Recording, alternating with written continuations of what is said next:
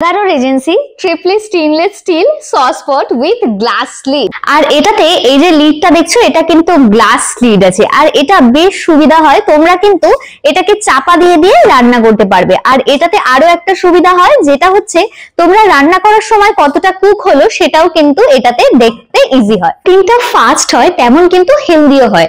আর এটাতে আছে 3 layer construction, সেটা হলো ট্রিপলি বডি আর corrosion proof and lastly non toxic.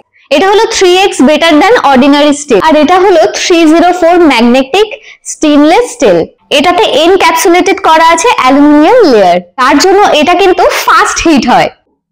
এটাতে আছে SS430 স্টেনলেস স্টিল, যেটা কিন্তু ইন্ডাকশনের জন্য কমফোর্টেবল। এটা যেমন তোমরা গ্যাস স্টোভে রান্না করতে পারবে, তেমন কিন্তু এটা ইন্ডাকশনেও তোমরা সেম ভাবে রান্না করে নিতে পারবে। 3.5 লিটারের ক্যাপাসিটি, তাই এটাতে কিন্তু অনেকটা পরিমাণও তোমরা রান্না করতে পারবে। এটাতে কিন্তু স্ট্রং আর ডিউরেবল রিভাইটেড হ্যান্ডেলও আছে, তাই এটা কিন্তু ধরতেও ভীষণ ইজি হয়। চলো এটাতে আজ কিছু তাহলে রান্না আমি বসিয়ে দিয়েছি, আর খুব ফাস্ট কিন্তু এটাতে হিট হয়, তার জন্য তেলটা দেওয়ার পরেই দেখো সেকেন্ডের মধ্যে আমি অ্যাড করে দিলাম গরম মশলা, তার মধ্যে কিছুটা পরিমাণ তেজপাতা, পেঁয়াজও দিয়ে দিলাম। তো মাটন যেহেতু রান্না করবো, মাটন ছাড়া তো পসিবল না। আর এটাতে এত সুন্দর করে কুকটা হয়, 5 লিটারের ক্যাপাসিটি যেটা আমি আগে বলেছিলাম, তাই এখানে অনেকটা পরিমাণে কিন্তু তোমরা রান্না করতে পারবে। তো গ্লাস লিড রয়েছে, তাই তোমরা ইজিলি এটা কিন্তু এখন না খুলেই তোমরা চেক করতে পারবে ভেতরে কতটা কুক হচ্ছে। সুন্দর করে রান্না হয়েছে, তাই না?